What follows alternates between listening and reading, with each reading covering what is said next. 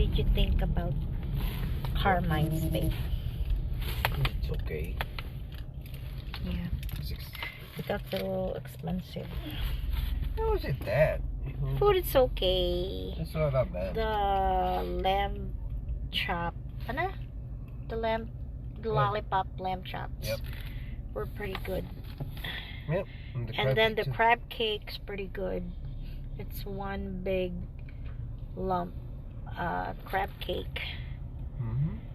Yep. And marami siyang laman. Malalaki yung crabs, like real crabs ang laman. That was pretty good. But one piece of that is like $26. Tapos yung naman, the lamb chop, it's only like 3 pieces. And it's like $27. $30.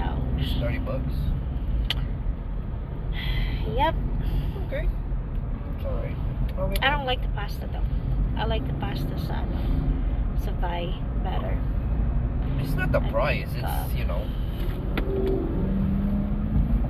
I think mas siya, mas masarap. And for the dessert, we just grabbed some gelato. We got the sea salt Carmelo gelato, which is like $6. Right? Yep. That's pretty good. Yeah? Yeah. You thought that was pretty good. Not bad. You love